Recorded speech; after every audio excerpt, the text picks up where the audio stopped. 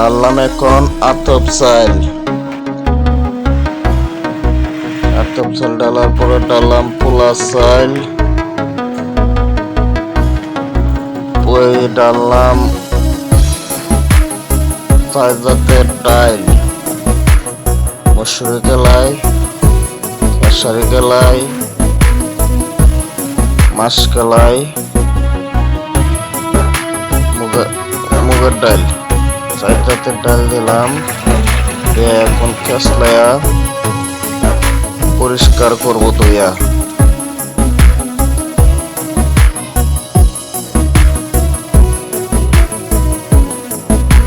সুন্দর করে কেসলায়া ধুইয়া পরিষ্কার করে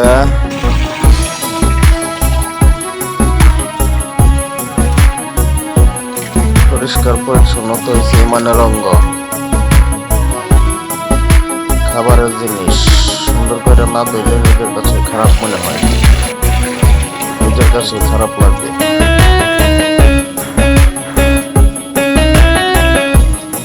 তিন চারটা দোয়া দিলাম।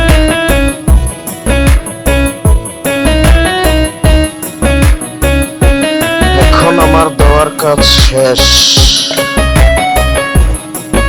এখন যাইব পেঁয়াজটাকে সুন্দর করে তেল দিলাম।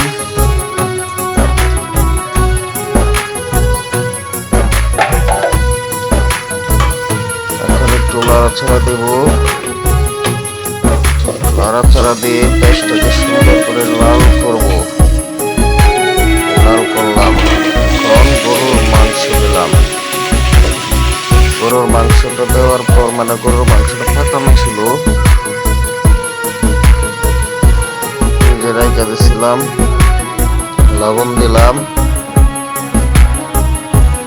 লবণ দেওয়ার পর আবার একটু লবণ দিলাম, একটু নাড়াচাড়া দিলাম। তারপরে কাঁচামরিচ দিলাম।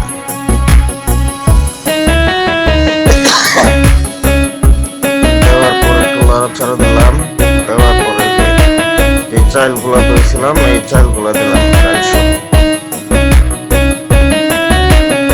একটু উল্টা পাল্টা করবো।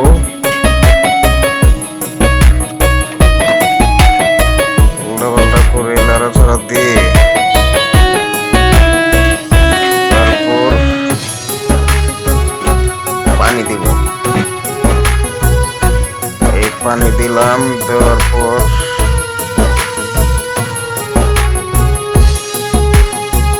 ডাইকে দিলাম চুলাটা বাড়ায়া, নাড়াচাড়া দিয়া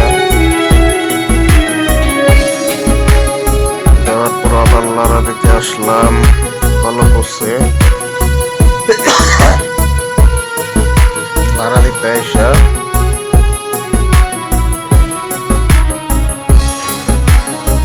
নাড়াচাড়া দিয়া খিচুড়িটা মোটামুটি মানে অর্ধেক হয়ে গেছে।